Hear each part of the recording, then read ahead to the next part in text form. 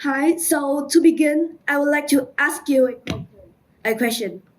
Just a minute ago, before I came on stage and after the previous speaker finished, what did you do? Spend some time thinking about this question. Did you have a conversation with your partners, or did you just grab your phone to check something? So the point here is, did anyone here just sit in silence and do nothing? My idea today is boredom is not the end of productivity, but the beginning of internal productivity.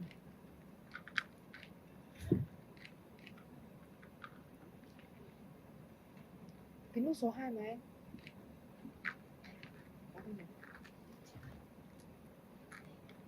Ờ.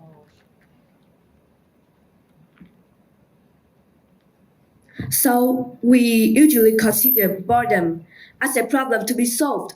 Whenever we have spare time, for example, while commuting, during lunch breaks, or while waiting in line, we tend to find activities to do. We check our phones, watch something, and we text something. We live in the world that silence lasts for 3 seconds. Then we reach for our phones. We define boredom as a blank space that must be filled immediately with excitement and productivity. But what if that blank space isn't useless at all? In fact, it's the soil where ideas grow. When we stop taking in information, our brains shift into a different mode. It's when we stop reacting to the outside world and starts working internally. We reflect on ideas, we imagine scenarios, and process our emotions when this network is active. However, in this fast moving world, we rarely allow this network to work. We are constantly taking in information, especially through endless content. With our process, is consumed, we do not process. However, when we finally allow boredom, our mind has some space to digest what it has found. This process sparks creativity, deepens understanding, and strengthens memory. At first, I didn't understand any of this science. I just noticed something was happening inside my life. As a grade A student, I sometimes feel overwhelmed by schoolwork, expectations, or relationships. And I used to find my difficulties sleeping as a weakness. At night, when lights are off, the room is in complete silence.